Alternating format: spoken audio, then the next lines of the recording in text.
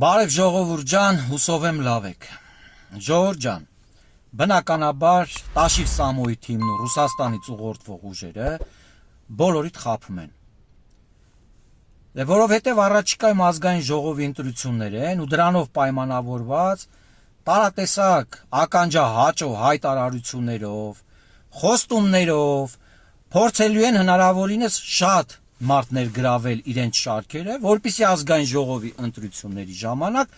շատ ձայն հավաքեն, պարզ տրամաբանություն։ Ես վստահ եմ, որ դա իրենց չի հաջողվելու, որովհետև մեր ժողովրդի գիտակցական մակարդակը շատ բարձր է, ու շատ լավ գիտի ժողովուրդը ով է, որը որից հետո է, եւ ով ինչ է արել ժողովրդի համար։ Ես ուզում եմ Նարեկ Կարապետյանին ասել հետեւյալը. ուրեմն, երբ որ դուք դարձաք հեցի սեփականատեր, այդ ժամանակ հոսանքի գինը այնպիսին չէր, ինչպիսին որ հիմա է, եւ մի քանի անգամ ավելի ցածր էր։ Դուք ձեր կառավարման ընթացքում պարբերաբար դիմեցիք հանրային ծառայությունները կարգավորող հանձնաժողովին, ներկայացրեցիք, որ ձեր շահույթը չի փակում ծախսերը, ու հոսանքի գինը պարբերաբար բարձրացրեցիք։ Ասեմ, որ երբ որ սեփականացրեցիք ցածր գնի ժամանակ, հոսանքի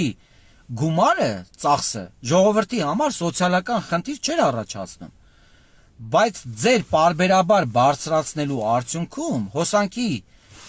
ծախսի համար վճարված գումարը ժողովրդի համար դարձավ նաև խնդիր, այսինքն դուք նաև սոցիալական խնդիր առաջացրեցիք։ Բայց զարմանալի է նաև, որ այդ հոսանքի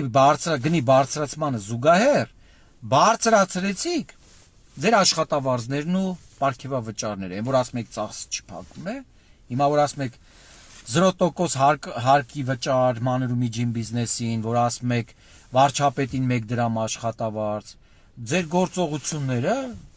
նախկինում որ արել եք, լրիվ հակառակն է ապացուցում, սուտ մի խոսեք, չի բռնում իրար։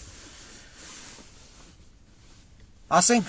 ծախս եք ասում, որը որ չի փակում շահույթը, պետք է հոսանքի գինը բարձրանա, որ փակի, բայց աշխատավարձներն ու պարգևավճարներն եք հասցնում տասնյակ միլիոնների։